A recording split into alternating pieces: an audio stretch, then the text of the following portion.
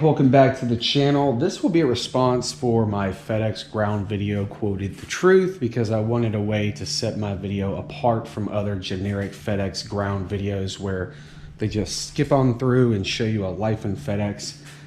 And it really doesn't expose the reality of what you're getting into. It's more of like a house tour with a drone. It like gives you an idea, but it doesn't scare you, but it also doesn't keep it 100. I've gotten a lot of views on that video. I haven't done a response ever. It's been months and months and months. But make sure you subscribe to the channel. I'm going out of my way to put myself out there and, you know, make it seem like, oh, this dude definitely got fired, which my boss did see that video and thought it was funny because he knew I was a YouTuber shortly after getting that job. Just a little cap. I've got the Turbo V-Rod. I'm an auto vlogger majorly. I do some reviews. Pro Charge Corvette's pretty sick. Wide body, red interior. Pretty quick, about 650 horsepower. Too many dirt bikes, mini Jeep. And that's an old four-wheeler. Don't worry about that. But we'll go ahead and hit you with the intro real quick. Just give you a small idea of what my channel does.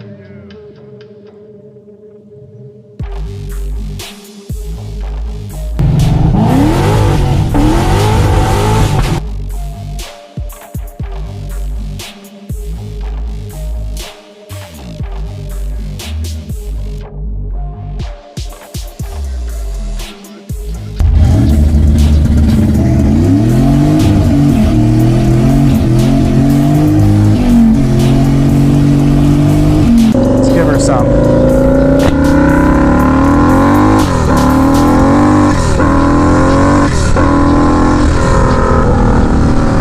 Oh yeah, I can hear a blow off. But I think a lot of people that will watch the FedEx video will assume I still work there for whatever reason, and I guess that could be ideal, even though it'd be kind of redundant to make a video exposing all that and still work there to this day. So yes, to answer the question, I did quit FedEx actually that day, and my boss followed my YouTube channel because he thought it was kind of intriguing any of his employees actually had a YouTube channel, or one that was good. Since I have an intro, I got music, I do pretty good editing, it's not boring stuff. Why I quit FedEx? There's so many reasons. I'll have to do separate clips of staying on topic, but one of the biggest things that really annoyed me was, like, let's say during like the cruise control season, it's not peak season, which a lot of you, if you're trying to get the job or you've had it, you know what peak season is. And just think of like a tsunami of boxes taller than this house smacking you straight in the face. And in the cruise control season, you'll average anywhere from 120 stops on a lucky day to like 190. So in a lot of cases, you'll get used to being able to get quicker, scan quicker, find places quicker, know where they're at instead of getting lost or overshooting houses or driving past them, jogging up to houses. Because if you jog 120 stops out of 190, you'd be surprised how much time you can shave off your day. And you want to think that you'll get off early all the time if that's the case, and it's not the case, because you'll end up getting called to help people, or they'll see that you're one of their Spartan type drivers, so they'll even throw you packages from other people's routes and expand your route when theoretically it should go to somebody else because that's not your route. But they don't care. They can make money faster with you doing it, and if they can make somebody less angry that would have gotten off at 8 p.m. that can now get off at 6 p.m. while you put another hour in, ranging out to 4 p.m., it works for them, but of course not you. If you have a conscience or just a perspective, or you'll get a small number of stops, but everything is so big that they plot what they put on your truck by a square footage of what your truck is. And I really don't care how much money they pay you. Of course, if you work for UPS, it's different because their mentalities are completely different because they get paid really baller. When it gets into the problem where I don't have a walkway to walk down, or on the floor, let's say you have 5 boxes on the floor, that's one thing, but to have like a bed frame set up and literally up to like your waist area from your doorway where you drive all the way to the back of the truck, and in the back of the truck's your massive stuff that you can hope to just open the door and drop off the back and take it up. It gets very annoying to have them indirectly expecting you to climb over stuff. And I really don't care much about people's packages. If you want to order online and have the luxury in America of ordering a freaking couch on the World Wide Web and just having it delivered to your doorstep, you need to be under the impression that people don't care about your packages. They're not going to, they won't. maybe 1% out of every FedEx facility will actually have integrity and care about not stepping on your stuff or actually treating it with kindness when they just want to get home to their families just like you. Or they're probably wondering, why don't you take yourself to Badcock and get the couch yourself? A lot of people don't. So not having a walkway was a big thing. And of course, I was a runner. I was like a top 3 driver. So, I could do 220 stops in the time. Just an average Joe could do 150. And eventually they'll take advantage of that. They'll weigh you down more and more and more. And a lot of people, why would they do that? Well, they make more money. For every package, they make in between like $1 to $3 on the contractor side that you actually deliver. And sometimes you can break it down to like $1 a package for yourself. So, when my truck is slam packed full and I'm putting up 12-foot rugs on top of stuff that already exists, entertainment centers, couches, mini fridges, you're talking excessively heavy stuff. On bad days, you can move thousands of pounds and stuff just because they want to weigh you down. And I hated it. I really, really hated it. And I don't care who you are, if you're getting used to your route or you're just starting, nobody wants to help somebody else. I don't care who you are. I don't care if you donate money to kids in Africa. No, I don't want to run 170 stops and almost be done with my route, be happy that I can go home early, and now you got to go help a dude named Frank because he sucks and he's slow and he's lazy, he's not formidable, he just doesn't care. Or a lot of people will milk that. A lot of people will purposely take their time hoping that your contractor will send another human out to take some of your load off of you, which I hated that crap. I got to where I told them I wouldn't do it. And if you don't like that, go ahead and fire me. And of course I had some leverage because I was a top 3 driver. You don't want to waste 20 possible packages off one truck and lose a driver that can do 220 in a day by 2 p.m. You don't want to do that. Another thing was the pay. Especially once you find out about UPS, but how hard it is to get in is one factor in itself. But when you're meeting UPS people on the route, of course, I would ask them questions, and some of these people are making $28 to $36 an hour.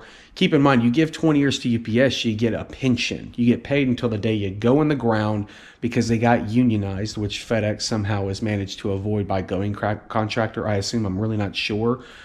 But I averaged about $18 an hour. That was what my pay stub said. So if I got done at 2 p.m., my hourly wage went up, but not on paper. So I could make up to $26 and $30 an hour. But believe me, it sounds great. You're working for it. You're talking about being soaking wet, sweaty. Everything debris is flying around in the truck is sticking to your body, getting in your nose. You maybe have a fan that works. You have no AC, no heat. Your windshield wipers barely work. Your windshield wipers are from 2004. So the amount of money that we got paid was really annoying as well, just because of the amount of physical work you would end up doing if you weren't going to be lazy, which being lazy, you'll still get a good bit of work or work out, so to speak. And keep in mind, when I talk about pay, you can't be like, oh, just stay there for 5 years and your pay will be good. No, I had met people that were on my contractor for 2 to 5 years and were literally only making $5 more a day than me. Because technically I made like $140 a day, but on my pay stub it kind of helped out because he would put 18 an hour. So it would equate out. It would look better for me than quoting I get paid a certain amount a day. FedEx obviously doesn't pay pensions, which once you start seeing how things operate and some of the negativities really start bleeding out and you're starting to see the drama of everyday FedEx grounding, you start really getting mad about the UPS scenario or other opportunities, And another one of the big things that really woke me up to what was going on was the older people. You can look around and see people that just really don't have anything to offer society. So, you got bald people with long gray hair that are like 50 years old running FedEx ground. And I'm like, I do not want to be that guy. I don't want to be that person. So that was a big eye opener for me. So I ended up, wanting to join the Air Force to get, VA loans, which are lower interest rate loans than what you're used to on the ground. You get pensions. The particular route that I'm going is a lot different. I'll get 2 pensions at the same time. So, and I will do significantly less work than I ever did at FedEx. And I would have ended up starting out full time at $28 an hour in the job that I chose in the Air Force. So pay was a pretty big factor too. But then you'll get to the stuff you really hate, like Chewy boxes, man. Chewy boxes were probably one of my highest hated things to deal with because sometimes they bust open and spill crap everywhere, or they were just so freaking heavy. When you've got 8 to 15 or 25 Chewy boxes full of dog food, and these things are weighing 50 to 75 pounds a pop, you start looking at the people. You're like, dude, this is annoying. You're lazy. Buy your dog food from Walmart. You really can tell how lazy people are by what they will order offline so that some average Joe can bring it straight to their doorstep. No, don't get me wrong. I order stuff offline all the time, but it ain't stuff like that. And because of FedEx Ground, I refuse to buy chewy dog food because it really pissed me off to have to move it around amongst all the bigger stuff. You know, they'll give you things that one of my favorite things to do is move big stuff for FedEx Ground that clearly had labels on it that stated 2 people needed to lift it together, which isn't the case. You don't get people that come with you on the FedEx route. So, you know, I'd have bed frames that weighed 200 to 300 pounds that I'd have to like hoist onto my shoulder and walk up. So there's so many items that are just gigantic that will really piss you off in the aspect of moving them. And again, it'll make you angry over some time. And a lot of people don't have it this way. A lot of people have simple in-city routes that aren't nearly as vigorous, but I had a pretty girthy route, I guess you could say. So I got a little bit of everything. And then another one of the things that really will annoy you is the people that just ride around in little carts all around the facility and they work for FedEx directly. And they'll make $18 an hour just to be like logistics and administrators. That's all they do. They'll come over and tape the box back up for you, make sure it looks compelling instead of like ripped open like it got dropped off the back of a truck at 40 miles an hour. Or people that are supposed to scan and put labels on them that are either wrong or misprinted, or they ran out of ink and they left the sticker on there anyway, so you're kind of left trying to figure it out, or you've got to bring it back. Because one thing you'll hate about being in FedEx Ground is having to bring packages back.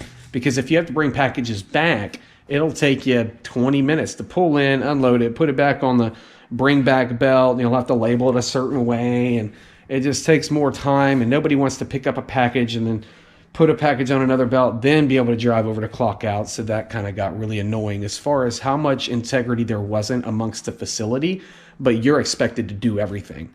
Your job relies on you having integrity or you're going to be out there longer. Another thing was loading your own truck. At one point in time, my truck was getting loaded for me, which I'd have to reorganize some of it, but at least the bulk majority was done. Well, at some point, FedEx decided to drop employees to save money, even though it wasn't that much to get rid of 20 or 30 people on the ground that make like $8 an hour. So they went to, oh yeah, you're going to have the same load you've had before, but you're going to have to load the entire truck yourself. And not from the belt area. We're going to put it on the ground in sections. You'll have to lift it up on and into the truck and load the entire truck yourself. So go on and get here an hour earlier for the same amount of pay. You're not hourly pay. You're paid by day. So loading your own trucks was really one of the tips of the icebergs to me, and that really pissed me off. And I think shortly before that, they announced that not only were they off on Sundays, but we're going to start working 7 days a week, because we don't care about the lives that y'all want to have, or maybe you want to go to church or spend time with your family because it's in the school year. Well, we're going to run 7 days a week now because it's more streamlined and easier for FedEx to profit if we run y'all in segments of 7 days a week. I was never attacked for a Sunday, but my boss already knew that if I was the kind of guy that was like, if you want me to run this guy's route as well as mine, go ahead and fire me. Then they're not going to ask me to work a Sunday. But it's business decisions like those where this place is clearly making so much money that they're like, well, not only do you have to load your own trucks because we ditched 5 loaders per belt at $8 an hour, which doesn't make financial sense to put on us, but if you can save that money and make the people already driving do the work, it sounds great on FedEx's part. It really pisses off the drivers. And then adding a Sunday, I was like, man, this honestly just isn't the life for me. The trucks can only go so fast. I think mine maxed out at like 62 miles an hour. But I'm on the interstate to and from my main city, which is annoying. If you're going to be like 8 miles an hour under the speed limit, you can't choose whichever lane you want. You basically have to stay in the right lane, or you might go 1 mile an hour faster than the average semi. So it takes forever to pass them. You got to block traffic. And that was another very, very annoying thing. Or another thing was maintenance. You know, your things are leaking oil 24/7, dirtying up the streets. They're having to add oil constantly. There was one day where the piston rings went out on one of our diesels and the thing was smoking like a felon. And they just wanted to fill it full of oil every morning. While it was smoking all up in your face, you'd stop the truck to get out and deliver a package, and just a waft of white smoke that you're breathing in would come flying by because they were too cheap to do an engine swap on it. And then, oh, well, not only that, but now you need to stop at a gas station and buy additional oil, take more time to fill up the truck on oil so you don't run it dry from burning so much oil on your own time. That'll cost you another 20 or 30 minutes in the day just to stop and get oil, pop the hood on the truck, fill it full of oil, check the oil level, only to breathe in the same oil later that's going to burn because you're driving it. So that was another, people being cheap that are clear millionaires, easily millionaires for the contracting company, the owners, and being very, very cheap about the maintenance on the vehicles. So these are all just a lot of reasons why I chose to quit. For a lot of people, it's a great opportunity, great money to walk right into with really no experience. They say you need 6 months of box truck driving experience, but that's not the case. I've seen plenty of people walk in and straight lie on their application and, answer the phone call for themselves on their phone verification, and they'd impersonate somebody else and they get the job just like that. Because let's be honest, at the rate FedEx goes through people, how many people have actually driven a box truck before? Not many. Health benefits was a very big thing. If you're going to make that type of money, you can afford to drop 30 grand on new edition scanners for your fleet, but you won't provide health insurance for us. But I know you can afford it, especially if you have like 50 trucks. You can afford health insurance, yet we're expected to possibly break our foot on a Thursday or get hurt outside of work, and you're not going to take care of us, but you making all that money. That's another way to piss off your drivers for sure. And there's a lot of people, that'll, I made 18 bucks an hour on paper and got overtime. Well, a lot of the people's stories that are going to be better than mine are maybe 10% of the contractors US wide with FedEx. Those are the slightly generous people that won't be as cheap as who I worked for. So if you think you're getting a good gig and you get overtime and benefits and you're paid an additional amount for some stops, you're still not making as much as UPS, but good for you. Whatever. It's going to happen. I've seen it happen before. Weather's a really annoying one. When it's raining, I don't care who you are. Nobody enjoys delivering packages for 7 straight hours while it's raining, hitting you in the side of the face. You're slippery. Your shoes are soaking wet. Your hands and your feet are all like pringly, like you've been in a bath for 2 hours. Very, very cold days can be dramatic. Sure, dress up and dress warm, but then you kind of sweat even more because it just sucks to be an outside worker with weathering of all natures and you're expected to work through it. Like, I couldn't imagine what it's like working in Detroit as a FedEx ground driver in the snowy season. Like, those are the FedEx ground heroes. The guys that work in the snow or like icy streets, or you can even see some videos on Facebook where like a dude's slipping up the driveway and he just shoves the box and it slides all the way up the driveway. And then he falls and then slides down the driveway. So there's definitely a lot worse circumstances than me. But again, those people are paid measly money. They're not paid enough to be out in dangerous weather like that, fogging up windows where your defrosters don't work while operating like a 10,000-pound box truck down an interstate. Complete safety hazard. There's so many things, but I figured I would just touch on a light few of them. And I know a lot of people that work in the career field I'm going into who will be at my duty station in the Air Force. And everybody that I know is making over 70 grand a year for doing what would seem like 1/4 the actual physical work. But your knowledge and what you're trained for is valued on a completely different level. Health benefits, the whole nine. Like, even when I worked for TSA, my health benefits were like $600 a month for my family. In the Air Force, they're like $200 because I'm not active duty. So money is a big thing. It really made me ambitious to do better, have more to offer, find something of value. I could get a lot more money for myself with a lot less physical work while having more value on my resume. Of course, one of the bad things about the people that you really start frowning upon in the facility that make your job a lot harder on the road and cost you more time is there's so much politics. Like, half my high school graduating class is in the facility itself, and they're making 20 bucks an hour just to be walk around guys, point fingers, and tell people what to do. Where I go out and make $4 less an hour to do like the Arnold Schwarzenegger workout session type work that they don't have to do. And all they have to do is look productive while we're in the facility. Then once we're gone, whatever they messed up's out there. It's out in the fray. Nobody's really held accountable for anything. So they make really easy money for 1/10 the actual physical work that we do as drivers.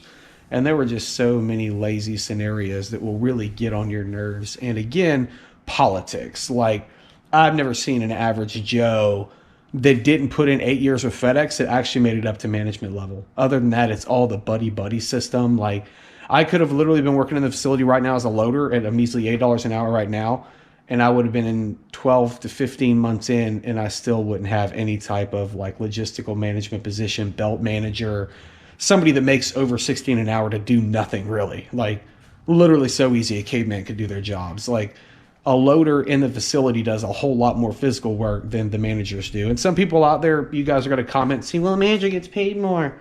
Become a manager. Well, it's different if not everybody gets a fair chance. Like when I worked there as a kid, as a loader, my friend in high school was a belt manager, and his dad was good friends with the facility manager. A promotion came up for a facility assistant manager, and he told the kid about it and said, nobody else is going to know about this job. Apply for it, and it's yours. He's now making $75,000 a year just to be a facility assistant manager, and he does literally almost nothing. Like, he'll go talk to the contractor managers from time to time, walk around the facility and act like he's participating. And at my age, he's making like 75 grand a year and doesn't really do a whole lot. Pure politics got him that promotion because his dad was buddy-buddy with the actual facility manager. So just a few off the top of the head. I'm not going to be able to cover everything in this video. It'll be a run-on video. But yeah, figured I'd give you a little shot of what I got here. Make sure you subscribe. I got all kinds of videos on the dirt bikes, mini Jeep, motorcycle, which is a turbo Harley, the Corvette. Make sure you subscribe. It doesn't cost you anything to subscribe at all, and it really helps, especially get us channels that are clearly hidden by YouTube out there in the world. So hope you liked the video. If you have any questions, comment them down below. If you want any other videos about any other details about it, drop it in the comments below, and I'll be happy to cover it to get you guys some more info out there and maybe give some more love to the FedEx version of my vlog that obviously is doing a lot better than a lot of my other videos. So we'll see you next time. We'll hit you with the outro.